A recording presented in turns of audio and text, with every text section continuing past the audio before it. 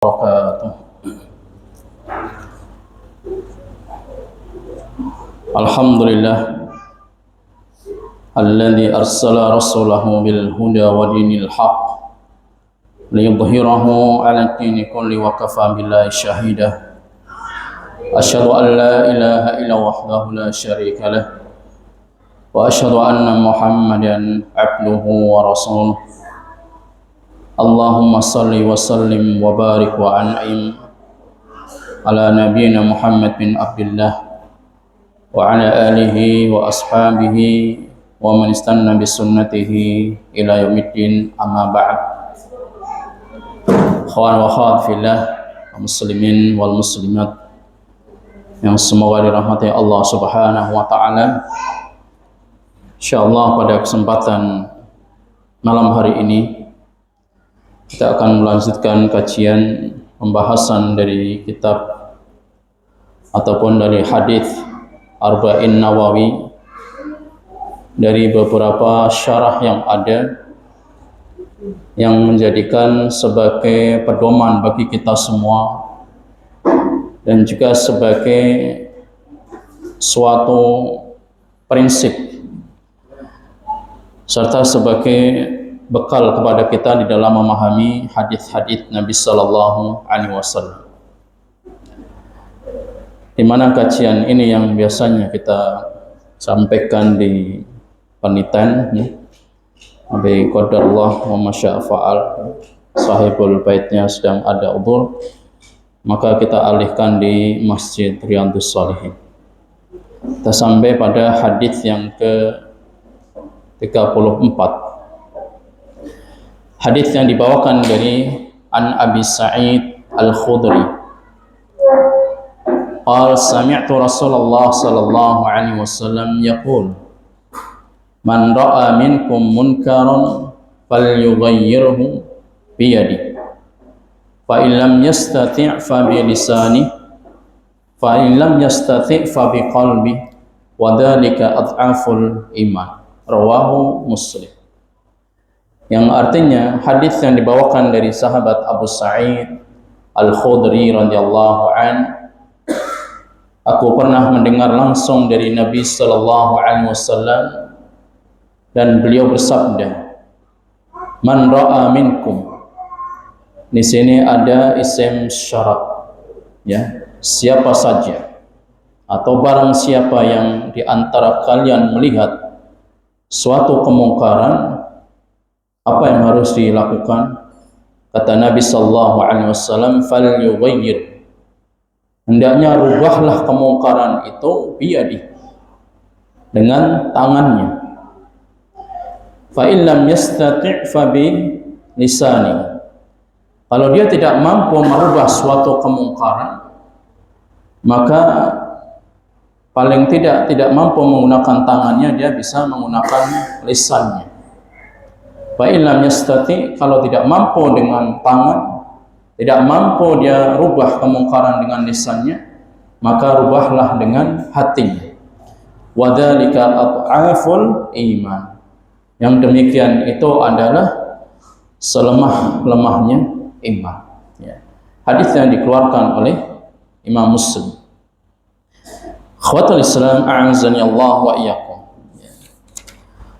Ketika Nabi Sallallahu Alaihi Wasallam menyampaikan hadis ini secara global, ya, maka perlu kita pahami supaya kita tidak gagal paham dalam memahami hadis Nabi Sallallahu Alaihi Wasallam. Karena perintah Nabi, barang siapa yang melihat kemungkaran harus dirubah, harus amar ma'ruf nahi munkar, ya, kemudian harus diberantas. Sehingga yang terjadi apa? Yang terjadi dia membuat suatu keonaran, kemudian ia membuat bom, diledakkan di beberapa tempat-tempat kemungkaran, atau dia mengerahkan massa, komunitas, kemudian untuk membubarkan kemungkaran-kemungkaran yang ada, atau dengan cara-cara yang lain. Maka orang yang seperti ini belum paham tentang dhawabit, kaidah-kaidah di dalam amar ma'ruf nahi munkar.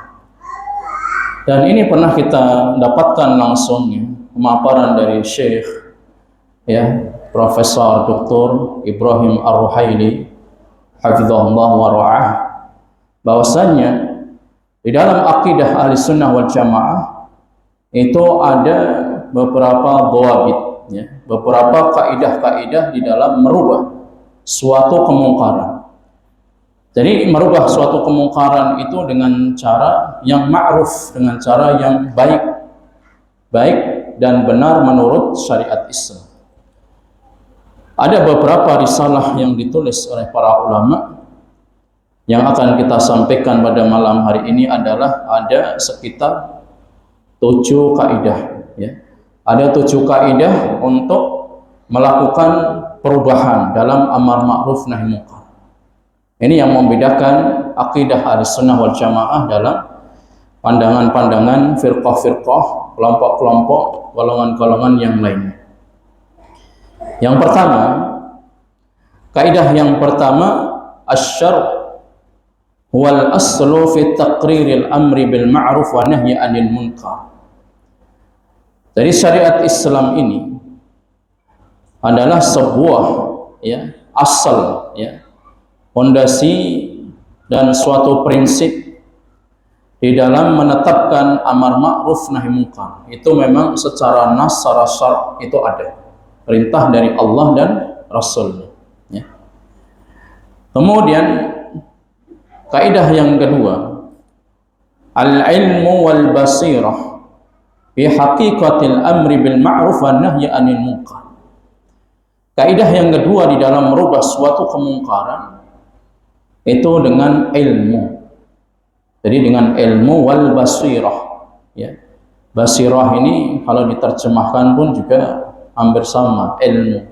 Basirah, ilmu yang didasari dengan dalil-dalil yang bersumber dari Alkitab dan As-Sunnah serta pemahaman para salaful ummah ya. Jadi ilmu dan basirah dengan memahami hakikat amar ma'ruf nahi munkar seperti apa ya. Jadi kalau orang ini tidak paham tentang kaidah-kaidah amar ma'ruf nahi munkar ya, di sebelah misalkan ada tempat hiburan malam, ada kafe, ada karaoke, langsung dibubarkan. Ini orang ini tidak paham tentang kaidah amar ma'ruf nahi munkar ya.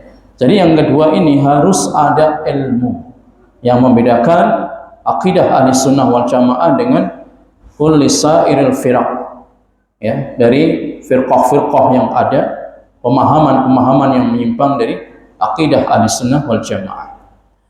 Kemudian kaidah yang ketiga yang harus antum catat adalah ma'rifatus syurut inkar wal munkar. Kita harus mengetahui tentang syarat-syarat yang harus terpenuhi ya. Jadi ada beberapa kriteria-kriteria inkarul munkar. Itu ada kriterianya ya.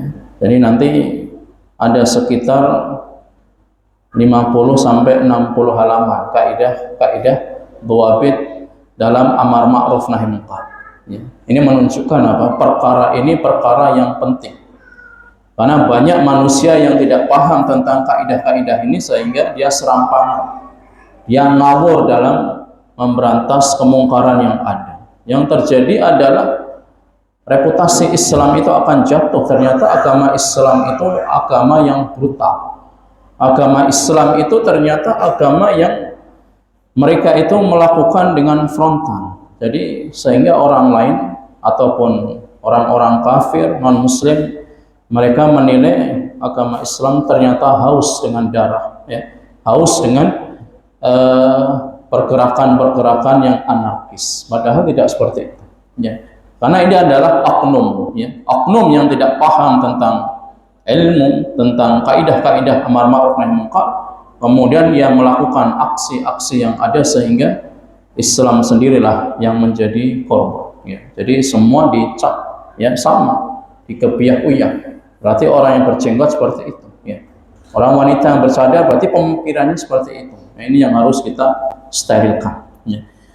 Jadi yang ketiga ini adalah mengetahui tentang kriteria inkarul munkar itu harus terpenuhi. Kemudian kaidah yang keempat, ma'rifatu maratibil inkarul munkar.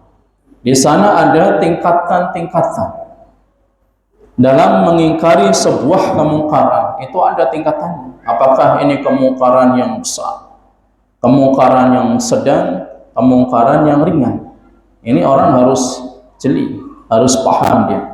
Kalau nggak seperti itu, melihat kemungkaran yang kecil langsung diberantas seperti seolah-olah kemungkaran yang besar, sehingga terjadi timbullah fitnah, ya.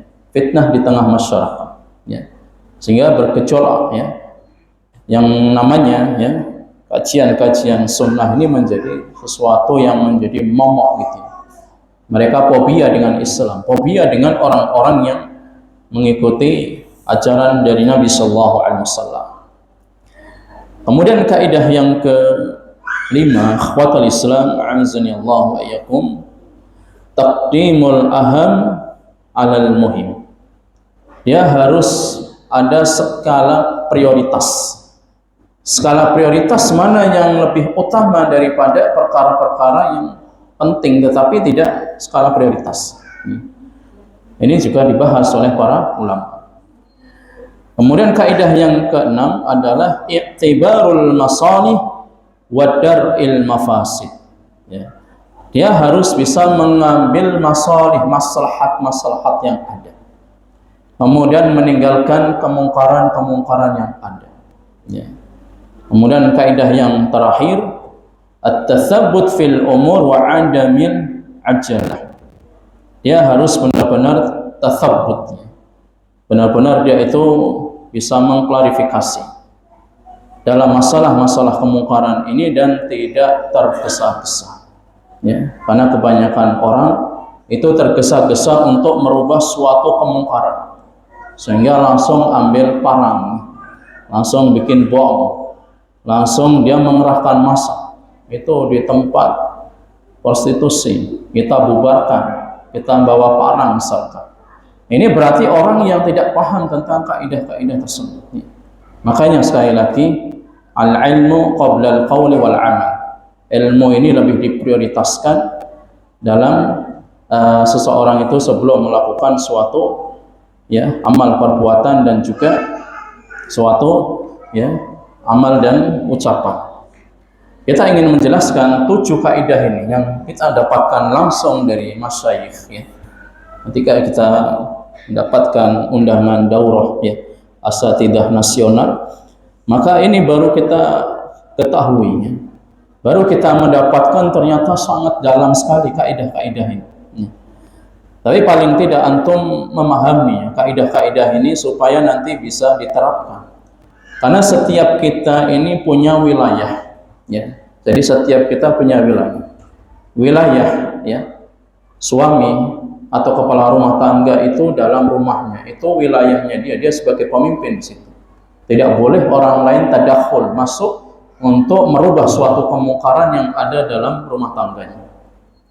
Begitu juga dengan kepala desa, dia punya wilayah dalam qaryah, ya. Di suatu desa itu dia pemimpin. Begitu juga dengan camat, dia memiliki wilayah dalam skala kecamatan tersebut. Dan seterusnya sampai presiden ataupun sampai raja, dia punya wilayah masing-masing. Nah, kaidah yang pertama ini kita harus memahami tentang, ya, prinsip di dalam menetapkan amar ma'ruf nahi munkar ini memang ada di dalam beberapa hadis-hadis Nabi Sallallahu Alaihi Wasallam dan juga firman Allah Subhanahu Wa Taala. Seperti tadi, ya, nasnya, man ra'a minkum munkar. Barang siapa yang melihat kemungkaran di antara kalian, maka rubahlah dia kemungkaran dengan tangan, ya. Dan ini menjadi suatu syubhat, ya, di dalam masalah Asmaul Husna, ya. Ini agak sedikit, ya, keluar tetapi nanti akan ketemu maksudnya. Jadi orang yang merubah dengan tangannya, karena tangan ini kan berarti kudrah ataupun kekuasaan. Sehingga sebagian kelompok yang memahami bahwa tangan itu adalah kekuasaan, tangan itu adalah qudrah. Allah punya tangan berarti yang dimaksudkan adalah qudrah, sultan. Ini yang menjadi syubhat. Padahal tangan ini di dalam hadits Nabi Sallallahu Alaihi Wasallam memang Nabi Sallallahu Alaihi Wasallam menyampaikan secara global ya. Dengan tangannya itu memang suatu pemimpin, baik itu dari skala ya mikro sampai makro ya, dari kepala rumah tangga sampai presiden, dia memang bisa merubah, punya kebijakan ya. Dan dia punya kewenangan sehingga bisa merubah dengan tangannya. Merubah dengan tangan itu tidak harus dengan bawa tongkat ya, tidak harus bawa dengan parang kemudian ditakut-takuti, tidak seperti itu. Kalau orang yang memiliki jabatan strategis, maka dia bisa menggunakan tangannya itu dengan kebijakan-kebijakan yang ada, membuat suatu peraturan-peraturan yang ada. Ini sudah termasuk di antara merubah dengan tangannya seperti itu. Kemudian ikhwatul Islam azanillahu wa iyyakum, ada suatu ungkapan yang disampaikan oleh Ibnu Hajar dari sahabat Abu Hurairah radhiyallahu an, yutlaqu ismul ma'ruf ala ma'urifa bi adillati syar' min a'malil bir sawa'un jarrat bihil al-'adah am la. Jadi yang dimaksud dengan al-ma'ruf ya, ma'ruf ini perkara-perkara yang baik yang sudah diketahui di dalam syariat Islam, yang mana itu adalah perbuatan-perbuatan yang baik. Sama saja itu adalah perbuatan yang kebiasaan atau perbuatan-perbuatan dalam yang lain. Ini arti dalam ma'ruf ya. Jadi ma'ruf itu artinya suatu kebaikan tetapi menurut syara', menurut syariat Islam. Bukan kebaikan menurut kita ya, bukan kebaikan menurut orang awam, tapi menurut syariat Islam. Dan juga Syekhul Islam Ibnu Taimiyah rahimahullah, beliau menyampaikan al-amru wan nahyi min lawazimi wujudi bani Adam. Jadi amar ma'ruf nahi mungkar ini adalah suatu kelaziman, suatu keharusan yang harus ada pada manusia. Karena kalau manusia nggak ada amar ma'ruf nahi mungkar, nggak ada aturannya, nggak ada tata tertibnya, maka manusia itu akan melakukan kemungkaran-kemungkaran yang ada ya. Bahkan dengan adanya aturan pun juga masih banyak melanggar, apalagi kalau tidak ada aturan ya. Kemudian beliau mengatakan kembali ya, faman lam ya'mur bil ma'ruf alladhi amara Allahu bihi wa rasuluhu, barang siapa yang tidak mengerjakan perkara amar ma'ruf nahi munkar yang diperintahkan oleh Allah dan Rasulnya, wa yanha 'anil munkaril ladzi nahallahu anhu wa rasuluhu, dan dia tidak mencegah suatu kemungkaran yang Allah larang ya, dan juga Rasulnya ya, maka yang terjadi adalah suatu mafsadah, kerusakan yang lebih besar ya. Dari ikhwatul Islam a'azani Allah wa iyyakum ya. Jadi kita memahami tentang nas yang ada dalam syariat Islam yang bersumber dari Alkitab dan As-Sunnah, itu ada perintah-perintah dari Allah dan Rasulnya untuk amar ma'ruf nahi munkar ya. Bahkan banyak kelompok-kelompok ormas-ormas yang ada, kuntum khaira ummah ya, kalian ini sebaik-baik umat, ukhrijat linnas ya, dikeluarkan ya, artinya Allah mengadakan mereka di tengah manusia, ta'muruna bil ma'ruf wa tanhauna 'anil munkar. Kalian melakukan perintah amar ma'ruf dan juga mencegah suatu kemungkaran. Tapi ketika tidak paham tafsir dari ayat ini, bagaimana para salaf mengaplikasikan ayat ini, ternyata mereka ini salah paham ya. Jadi ingin amar ma'ruf nahi munkar tapi caranya tidak pas, caranya tidak benar dalam pandangan Islam. Sehingga kaidah yang pertama ini intinya adalah kita harus memahami tentang nas yang ada, itu adalah perintah dari Allah dan Rasulnya, dan juga bagaimana sikap para salaf di dalam amar ma'ruf nahi munkar. Kemudian kaidah yang kedua, ikhwatul Islam a'azanillahu wa iyyakum, al-ilmu wal basirah bi haqiqatil amri bil ma'ruf wa nahyi 'anil munkar. Dia harus mengetahui ilmunya. Kalau orang ingin amar ma'ruf nahi munkar tapi nggak tahu ilmunya, apa jadinya? Mafsadahnya lebih besar. Ya. Makanya dahulu ada seorang ulama yang ketika melihat kemungkaran, ada orang yang sedang minum-minum ya, mabuk-mabukan, tapi tidak langsung dirubah, tidak langsung dinasihati, tidak langsung diceramai. Beda dengan orang yang salah memahami tentang kuntum khaira ummatin ukhrijat lin-nasi ta'muruna bil ma'ruf wa tanhauna 'anil munkar. Dia enggak paham ayat ini. Ada orang mabuk ya, dia dekati, diajak bertobat, diajak sholat ya. Tapi tidak diajarkan bagaimana tata cara sholat yang benar ya. Tidak diajarkan bagaimana untuk meninggalkan perkara-perkara yang dilarang oleh Allah dan Rasul. Yang penting ayo sholat ya. Ini salah di dalam memahami kaidah amar ma'ruf nahi munkar. Ya memang dari sisi yang lain orang melihat Masya Allah tadinya mabuk-mabukan sekarang sudah hijrah ya. Tapi hijrahnya salah ya. Jadi hijrahnya salah. Ibaratnya dia melakukan maksiat tapi jatuh ke dalam perbuatan bid'ah. Selamat dari ya dari mulutnya, dari mulut singa maka jatuhlah ke mulut buaya. Jadi orang-orang yang mereka itu salah di dalam memahami nas tentang amar ma'ruf nahi munkar, maka dia akan melakukan suatu kemungkaran yang ada. Jadi ingin merubah kemungkaran, tapi justru dia itu melakukan kemungkaran yang lebih besar karena tidak tahu ilmunya. Kemudian kaidah yang kedua ya, tadi yang sudah kita sampaikan, kita harus tahu ilmu dan basirah tentang hakikat amar ma'ruf nahi munkar itu seperti apa. Para ulama menjelaskan an yakunal amru bil ma'ruf wan nahyi 'anil munkar aliman bima ya'muru bihi wa bima yanha anhu ya, dia harus tahu ini adalah perkara yang diperintahkan dan ini adalah perkara-perkara yang dilarang. Dia harus paham tentang kaidah ini ya. Kemudian wa ya'lamu ma huwal ma'mur bihi syar' hatta ya'muru nas bihi. Dia mengetahui, dia memahami bahwa syariat Islam itu memerintahkan manusia untuk melakukan perubahan, amar ma'ruf nahi munkar ya.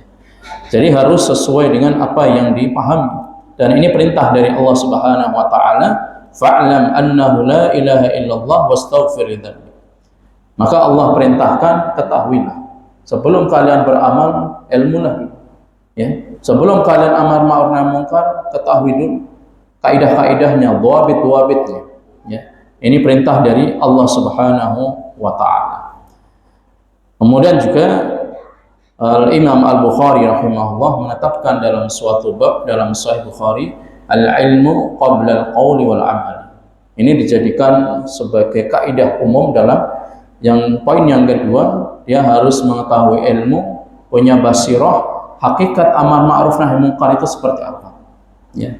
Ini yang kedua ya. Jadi kita harus benar-benar belajar dulu ya. Apapun yang akan kita kerjakan itu harus tahu dulu ilmunya.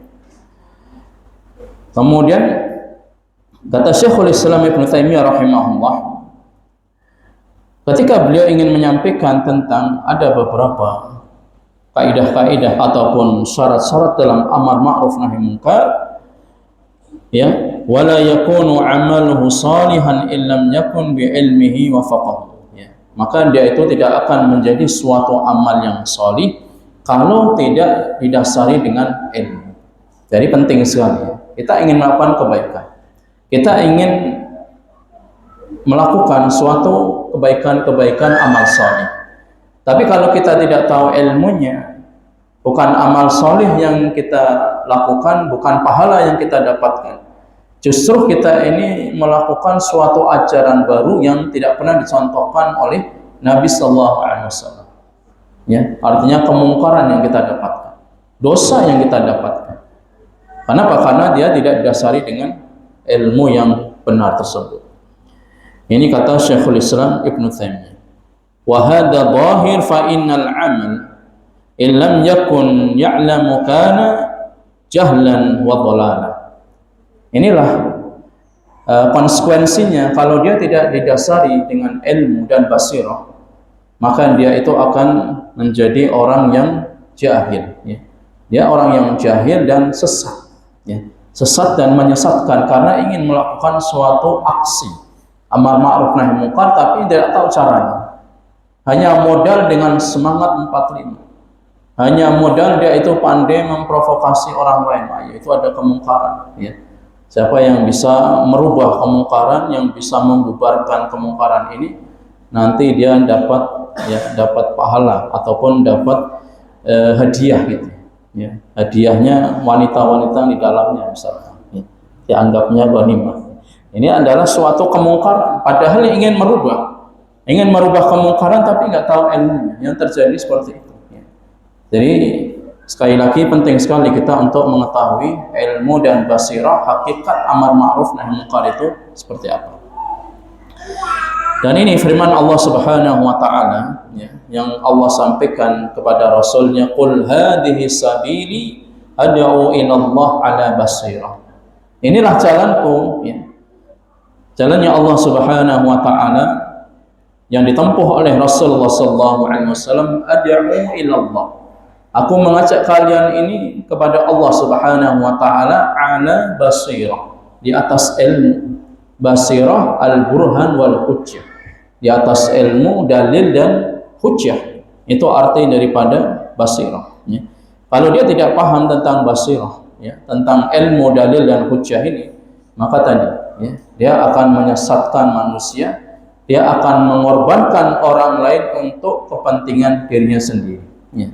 Apalagi, ya, kalau di sebuah, ya, militer, dia ingin mendapatkan karir yang cepat, ya.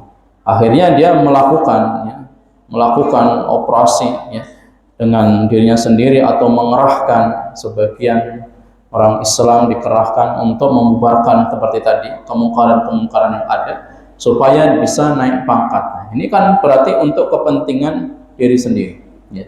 Dan itu tidak sesuai dengan syariat Islam, ya.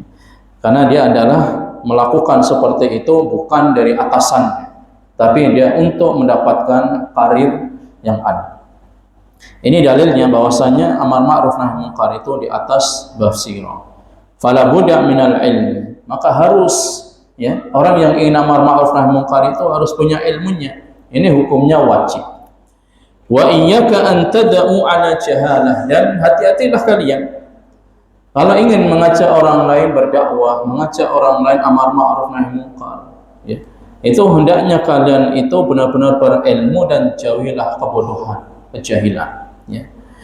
Wa iyyaka an tatakallama fima la ta'lam, dan hati-hatilah kalian mengucapkan suatu ucapan dalam agama Islam ini yang tidak didasari dengan ilmu, ya. Allah Subhanahu wa taala sampaikan dalam surat Al-Isra, ya, bahwasanya innas sam'a wal basara wal fuada kullu ulaika kana anhu mas'ula. Sesungguhnya pendengaran, sesungguhnya penglihatan, hati akan dimintai pertanggungjawaban di sisi Allah Subhanahu wa taala. Kalau dia mengerahkan massa tanpa mengetahui ilmunya, maka akan yang terjadi kemungkaran yang lebih besar, ya. Masih kita ingat, ya, ada suatu pergerakan aksi ingin membubarkan tempat-tempat, ya, prostitusi, ya. Karena dia itu semangat 45 yang tidak didasari dengan ilmu, sehingga dia mengerahkan komunitas. Akhirnya yang terjadi apa? Kemungkaran yang lebih besar, ya. Berapa nyawa yang menjadi korban dalam kasus seperti itu, ya. Padahal nyawa seorang mukmin, kata Nabi sallallahu alaihi wasallam, la zawalu dunya ahwan. Hilangnya dunia itu lebih ringan, kata Allah Subhanahu wa taala, dibandingkan hilangnya jiwa seorang muslim mukmin, ya. Karena itu pengaruh daripada orang yang jahil, orang yang bodoh, tidak tahu amar ma'ruf nahi munkar, sehingga dia ingin merubahnya dengan mengerahkan massa ataupun dengan ormas atau komunitasnya. Kemudian ikhwatul Islam a'azzani Allah wa iyyakum, ya. Kaidah yang ketiga tentang ma'rifatus syurutul inkarul munkar. Kita harus mengetahui tentang kriteria, syarat-syarat dalam ingkar munkar itu apa. Maka kata beliau, ya, inna lil inkaril munkar syurut yajibu 'alal amiri wal ma'ruf wa nahyi 'anil munkar an ya'rifah. Bahwasanya ingkar munkar ini yang wajib diketahui bagi orang yang ingin merubah kemungkaran. bagi orang yang ingin mengajak manusia perbuatan-perbuatan yang ma'ruf tadi. Wa yura'iha inda izalatil munkar, dan dia harus memperhatikan kaidah-kaidah ini ketika ingin menghilangkan kemungkaran-kemungkaran yang ada. Hatta la yaqa' athna'a taghyirihi lil munkar. Supaya apa? Supaya tidak terjadi, ya. Jadi tidak terjadi perubahan untuk merubah suatu kemungkaran ini dengan kemungkaran yang sama. Contohnya, ya. Dia ingin merubah suatu kemungkaran. Ada orang yang sedang berjudi. Ada orang yang sedang transaksi, ya. Ada orang yang sedang judi, baik itu offline maupun online, slot, ya. Maka ketika dia ingin merubah suatu kemungkaran tapi nggak tahu ilmunya, dia asal main serampangan, langsung dia mengambilnya HP-nya atau langsung memblokade tempat yang untuk orang beli togel misalkan. Tanpa dia mengetahui ilmunya, dia hanya modal karena berani, yang penting saya berani. Maka nanti kemungkaran ini akan lebih besar, karena dia bukan siapa-siapa, dia nggak punya wilayah, dan dia nggak punya status di situ. Artinya bukan aparat, sama-sama rakyat jelata. Akhirnya yang terjadi apa? Yang terjadi suatu kemungkaran yang lebih besar. Ya, dia akan terjadi, ya, front yang sangat besar. Ya, akan terjadi pertumpahan darah. Akan terjadi mungkin bisa sampai nyawa pun melayang. Karena yang sini ya semangat untuk merubah kemungkaran karena ada togel di depan rumahnya, ya, ada mabuk-mabukan di depan rumahnya. Kemudian dia ingin merubah, pokoknya saya harus berubah. Padahal bukan wilayah, ya, bukan ketua RT, bukan ketua RW juga, apalagi sampai kepala desa. Ya sama statusnya dengan orang-orang yang melakukan kemungkaran. Yang terjadi apa? Yang terjadi orang yang dilarang tadi dia akan membalik gitu, ya, akan membalas kemungkaran yang lebih besar, dan ini akan menimbulkan fitnah di tengah masyarakat. Ini contoh konkret yang ada, ya. Jadi sekali lagi kita harus mengetahui tentang syarat-syaratnya yang harus dipenuhi, ya, untuk merubah suatu kemungkaran. Kemudian kriterianya, ya, yang pertama adalah at-tahaqquq min kaunihi munkaran. Kriteria untuk merubah suatu kemungkaran itu yang pertama, ya, ini masuk dalam kaidah yang ketiga, dan kaidah yang ketiga ini punya sub, ya, namanya kriteria-kriteria yang harus dipenuhi. Yang pertama, dia benar-benar mengetahui bahwa apa yang dilakukan manusia itu benar-benar perbuatan mungkar sesuai dengan syariat Islam. Bukan mungkar sesuai dengan tradisi, bukan mungkar sesuai dengan pandangan dia sendiri, tetapi memang itu suatu kemungkaran di dalam syariat Islam, ya. Ini yang pertama. Kemudian yang kedua, kriteria yang kedua, ya, an yakunal munkar mawjudan fil hal. Benar-benar kemungkaran itu ada wujudnya, ya. Ada wujudnya, bukan hanya sekadar dia katanya, ya, dapat kabar burung katanya di sana ada ini dan itu. Ya harus tahu dulu, ya, itu benar-benar ada kemungkaran beneran atau tidak, ya. Jadi kita harus mengetahui kondisi yang ada seperti itu, ya. Kemudian syarat yang ketiga, an yakuna zahiran min ghairi tajassus ma lam yakun mujahiran, ya. Hendaknya dia itu benar-benar melihat kemungkaran itu secara zahir, bukan dengan cara tajassus, mencari-cari kesalahan. Contohnya, ya. Jadi misalkan ini pernah juga disampaikan ke beliau, ya. Apakah ini sebuah tajassus atau bukan? Misalkan begini, ada santri di sebuah lingkup pesantren. Nah, santri ini misalkan dia itu main HP, ya. Padahal dia nggak tahu persis santrinya itu benar-benar main HP atau tidak. Akhirnya dia melakukan tajassus, ya, mencari-cari ini benar-benar dia orang yang bawa HP atau tidak. Santri ini benar-benar dia itu keluar malam atau tidak. Jadi cari-cari dulu tajassus. Tapi dia tidak melihat secara kasat mata atau benar-benar nampak kemungkaran yang ada. Maka syarat yang ketiga ini tidak boleh kita mencari-cari kesalahan untuk menghukumi itu adalah sebuah kemungkaran, ya.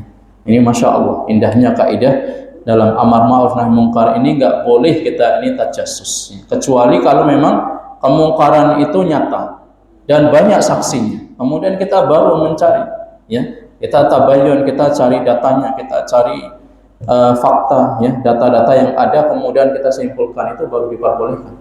Tapi kalau belum nampak di situ ada kemungkaran secara zahir, kemudian kita cari-cari, ya, tajassus tadi, maka ini tidak diperbolehkan di dalam syariat Islam. Ini enggak masuk dalam kriteria yang ketiga tersebut. Sudah masuk waktu sholat Isya.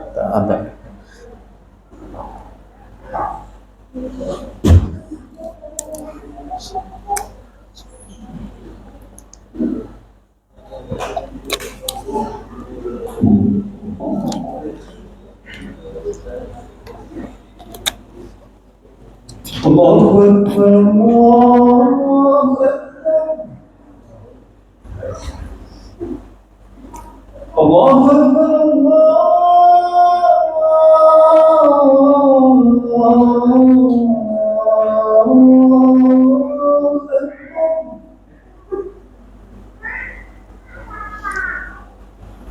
Asyhadu an la ilaha illallah.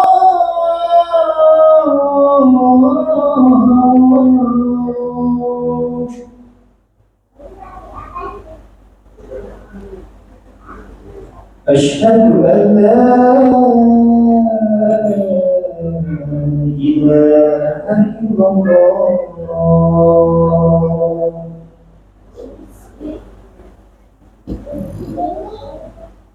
Asyhadu anna Muhammadar Rasulullah.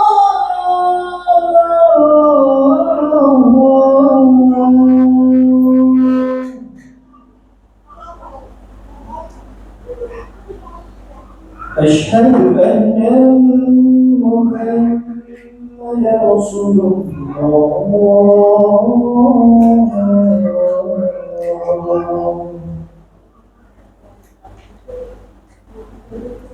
Hayya 'alas salat.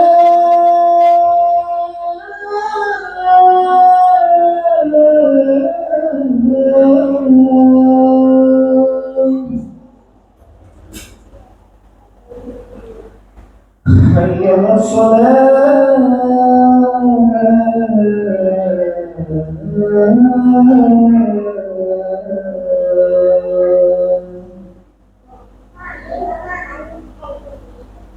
Hayya 'alas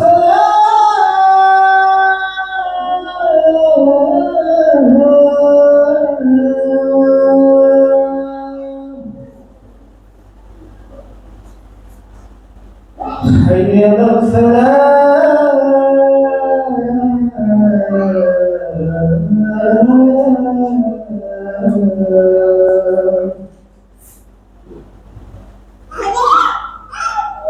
Allahu Akbar, Allahu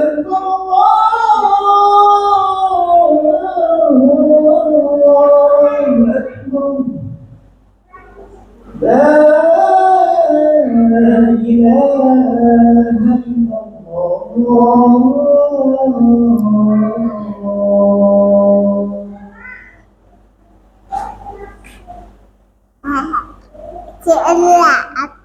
Ya.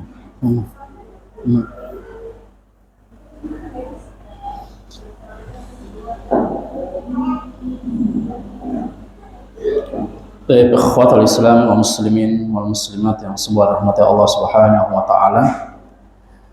Jadi pada kaidah yang keempat, kita harus mengetahui tingkatan-tingkatan dalam ingkarul munkar, mengingkari sebuah kemungkaran. Sebagaimana yang disampaikan oleh Nabi sallallahu alaihi wasallam, barang siapa yang melihat kemungkaran maka rubahlah dia dengan tangan. Ini tingkatannya, ya. Yang pertama dengan tangan. Kemudian tingkatan yang kedua dengan lisan, dan tingkatan yang ketiga dengan hati. Ya. Dan ini kita harus mengetahui bagaimana Nabi Shallallahu Alaihi Wasallam ketika beliau ini mengetahui sebuah kemungkaran, ya, dan beliau sudah paham itu memang kemungkaran yang harus dirubah dengan tangan, maka Nabi Shallallahu Alaihi Wasallam pun merubahnya, kemungkaran dengan tangan. Salah satu contohnya ketika ada seorang laki-laki yang dia itu memakai kiladah, memakai gelang atau kalung dari safra, dari kuningnya. Kemudian ditanya, untuk apa ya? Minal wahan, untuk menangkal. Jadi gelang atau kalung ini sebagai penangkal. Kalau misalkan ada makhluk-makhluk yang ingin melakukan kejahatan kepadanya. Maka Nabi Shallallahu Alaihi Wasallam mengatakan inzi'ah, lepaskanlah dia. Nabi memerintahkan langsung, lepaskan dia. Karena kalau engkau masih seperti ini, ma'aflah ta'abada, engkau tidak akan selamat sampai kapanpun. Nabi Shallallahu Alaihi Wasallam surahatan langsung disuruh melepas. Padahal ini kemungkaran yang paling besar, perbuatan syirik. Ya. Ketika ada orang yang memakai gelang ataupun kalung yang terbuat dari kuningan, Nabi mengatakan langsung insi, lepaskan dia. Ya. Ini tingkatan yang pertama. Tingkatan yang kedua dengan lisan. Kalau kita nggak mampu, ya, kita nggak punya wilayah, kita nggak punya jabatan di situ, maka kita bisa menasihati kemungkaran itu dengan lisan. Ya. Dan dalam menasihati itu dengan layyin warif, dengan lemah lembut, dengan santun, bukan dengan syiddah, bukan dengan kekerasan. Ini diatur dalam Islam, ya. Artinya dengan lisan kita ingin mengingkari suatu kemungkaran, kita menasihati dengan lemah lembut dan juga dengan santun. Selanjutnya, tingkatan yang terakhir dengan hati.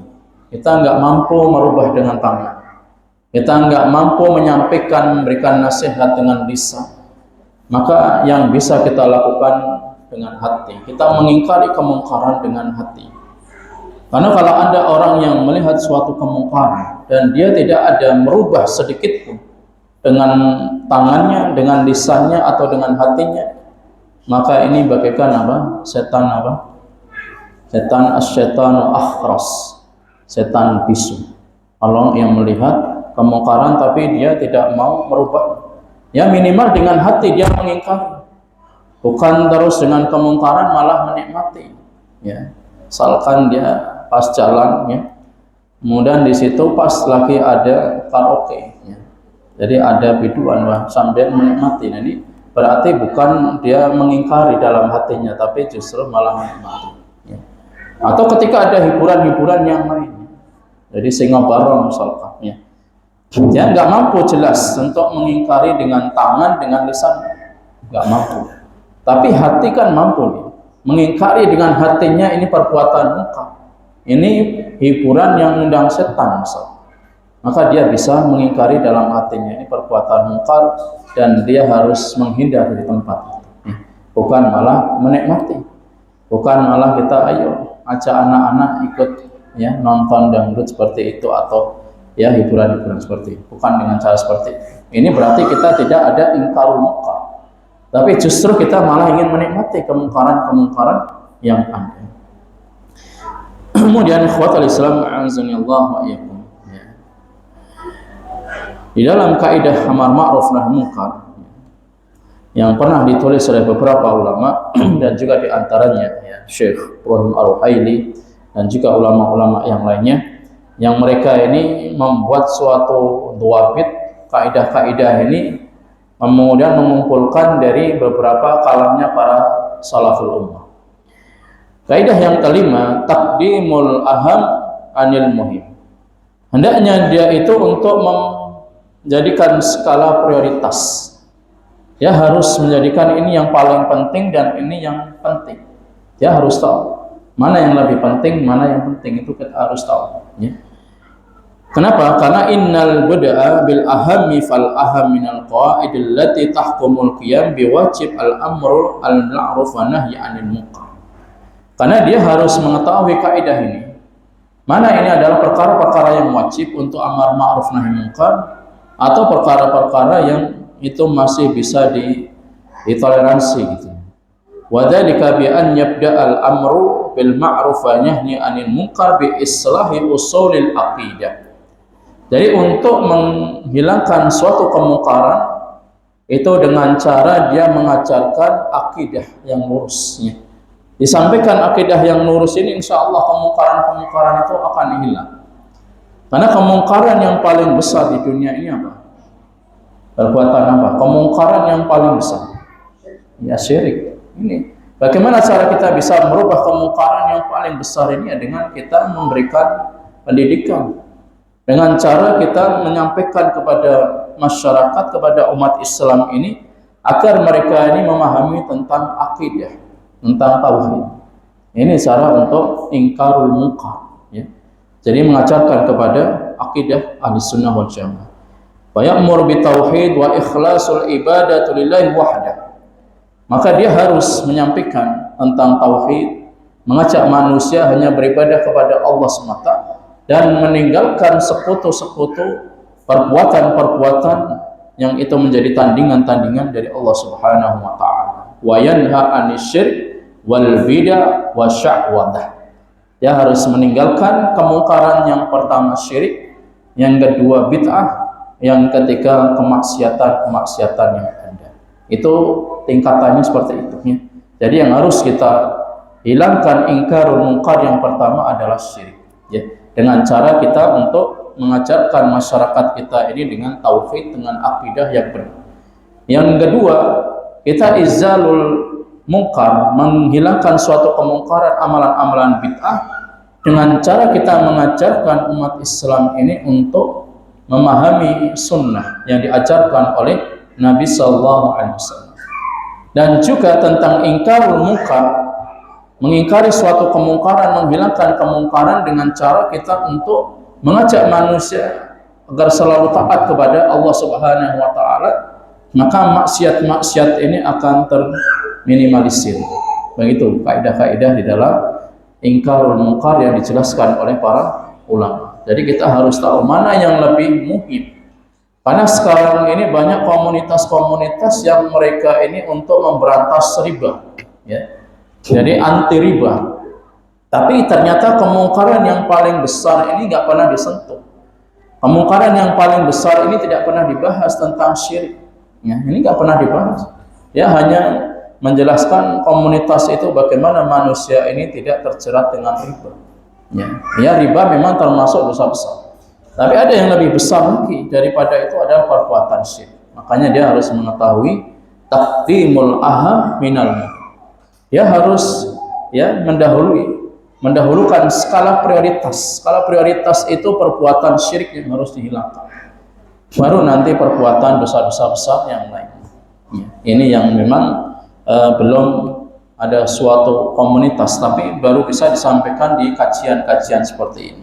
Ya. Kemudian kaidah yang berikutnya, kaidah yang keenam, i'tibarul masalih wal mafasid. Jadi kaidah di dalam amar ma'ruf nahi munkar yang keenam, maka dia harus mengetahui mana ini masalih, maslahat yang ada, dan mana ini adalah perbuatan mafasid, kerusakan yang ada. Ya. Dalilnya Allah Subhanahu wa taala berfirman, ya, waqtuluhum haitsu thaqaftumuhum wa akhrijuhum min haitsu akhrajukum wal fitnatu asyaddu minal qatl. Ya. Intinya Allah Subhanahu wa taala menyampaikan wal fitnah asyaddu minal qatl. Fitnah itu lebih besar daripada pembunuh.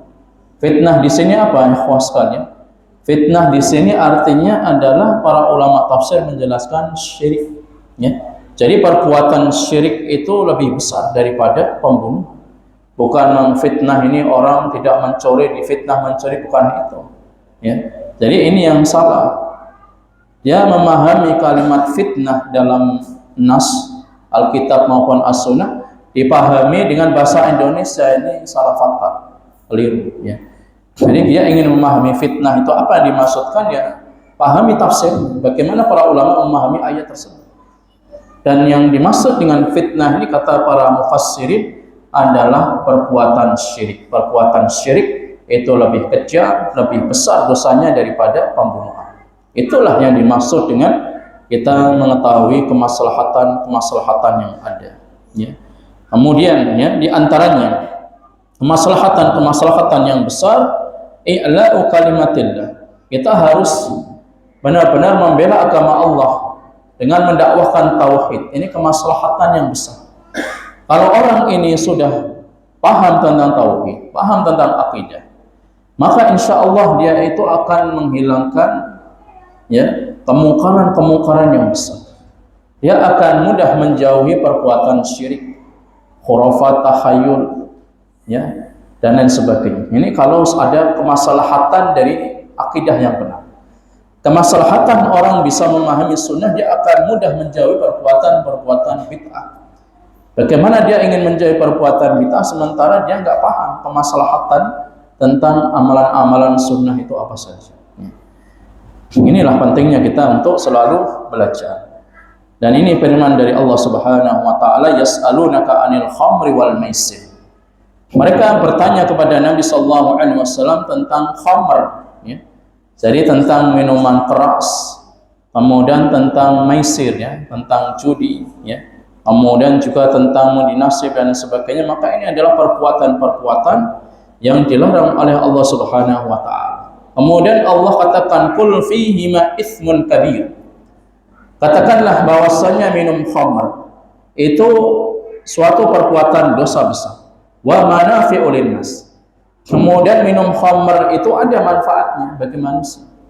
Makanya kadang orang yang capek-capek, ya, seperti orang yang para kuli bangunan, ya, yang nggak paham tentang ilmu agama, untuk menghilangkan capek dengan minum satu seloki, ya. Jadi satu seloki katanya kalau sudah minum sehat kembali, bukan kembali. Ini cara untuk menghilangkan tadinya, jadi menghilangkan rasa capek. Nah, orang ini, ya, Allah Subhanahu wa taala sampaikan tadi, mereka bertanya tentang khamr dan judi itu apakah ada manfaat atau tidak. Kalau manfaat itu ada. Allah katakan kul fihi ma itsmun wa kabir wa manafi'. Itu perbuatan dosa besar dan juga ada manfaat. Manfaatnya memang benar. Ya, kalau nggak percaya tanya mereka yang sudah biasa. Setelah capek kemudian besok pagi mau nguli lagi sudah bugar, sudah semangat. Ada manfaatnya. Tapi kalau over, ya, dia akan ada kerusakan. Kalau hanya sedikit ada manfaatnya. Ini menunjukkan apa? Kata Allah bahwasanya khamr itu perbuatan dosa wa manafi'u linnas, dan ada manfaatnya bagi manusia. Akan tetapi Allah katakan wa itsmuhuma akbaru min naf'ihi. Dosanya lebih besar daripada manfaatnya. Ya. Ini kaidah-kaidah di dalam memahami amar ma'ruf nahi munkar. Kemudian pada poin yang ketujuh yang terakhir adalah at-tatsabbut fil umuri wa 'adamil ajalah. Kita harus benar-benar menetapkan itu adalah kemungkaran yang secara zahir, yang nampak, dan tidak tergesa-gesa, ya. Tidak tergesa-gesa dalam menghilangkan kemungkaran. Karena Allah Subhanahu wa taala menyampaikan, ya ayyuhalladzina amanu, wahai orang-orang yang beriman, in ja'akum fasikum binaba'in fatabayyan. Apabila telah ada orang fasik membawa suatu berita, maka tabayyun dulu. Kita sebagai orang yang beriman, ada orang yang ketika menyampaikan sebuah berita kemudian langsung kita perang, langsung kita rubah, nggak bisa. Kita ini diperintahkan Allah tabayyun dulu, klarifikasi dulu, benar apa enggak. Di sana ada kemungkaran, di sana ada maksiat, gitu ya. Kemudian kata Allah Subhanahu wa taala, ya, in ja'akum fasikum binaba'in fatabayyanu an tusibu qauman bijahala, ya, wa tusbihu 'ala ma fa'altum nadimin, ya. Jadi intinya memang dia itu harus untuk, ya, untuk selalu tabayyun. Setelah benar-benar itu ada kejelasan, maka baru kita ada tindak lanjut dalam masalah ingkarul munkar seperti itu, ya. Kemudian di antara dalilnya adalah Allah Subhanahu wa taala menyampaikan, wala taqulu liman alqa ilaikumus salam lasta mu'min. Janganlah kalian mengatakan kepada orang-orang yang mereka itu disampaikan, ya, assalam, selamatan, kemudian mengatakan, engkau katakan lasta mu'minan, engkau tidak beriman. Jadi artinya segala sesuatu kita harus tabayyun, kita harus klarifikasi. Ada misalkan orang yang gibah kita, orang yang memfitnah kita, jangan langsung kita ini terbawa dengan suatu berita kabar tadi. Itu akan menjadi kemungkaran yang lebih besar. Akan terjadi adawah wal baghdha, permusuhan dan kebencian. Makanya perlu kita untuk tasabbut, tabayyun, klarifikasi, supaya kita ini tidak jatuh ke dalam kemungkaran yang lebih besar, gara-gara suatu berita yang hoax ataupun orang yang memang sengaja untuk mengadu domba satu dengan yang lainnya. Ya, demikian ikhwatal Islam azanillah wa yakum. Satu hadis ya, kita hanya mengambil poin-poinnya saja. Sebenarnya satu kaidah itu penjabarannya sangat luas. Tapi kita ambil poinnya supaya kita bisa memahami apa yang ditulis oleh para ulama dan kita lebih mempelajari tentang kaidah-kaidah sebelum kita melakukan pemungkaran. Yang intinya setiap kita ini punya wilayah. Dan wilayah kita ini di rumah tangga kita. Ini kita bisa merubah kemungkaran di situ. Ya. Ketika ada anak istri yang dengerin musik, ya, maka kita bisa langsung tegur, ya. Bisa langsung kita rubah. Musik haram, tinggalkan musik. Atau yang ada alat-alat musik, ya. Ada gitar, ya. Kemudian ada organ tunggal, ada piano, maka harus disingkirkan. Karena ini kita punya wilayah di situ dalam rumah tangga kita. Tapi kalau rumah tangga orang lain, tetangga nggak punya kita wilayah, kita hanya bisa menasihati. Ya, kalau mau main musik ya harus tahu waktu gitu. Jangan malam-malam waktunya istirahat nongkrong, jerang sampai jam 11 dan 12 ini kan mengganggu. Maka bisa kita menasihati dengan cara layin, warif, lemah lembut dan juga dengan kelembutan yang ada. Demikian ikhwatal Islam azanillah wa yakum. Kita sampaikan mungkin ada pertanyaan dari materi.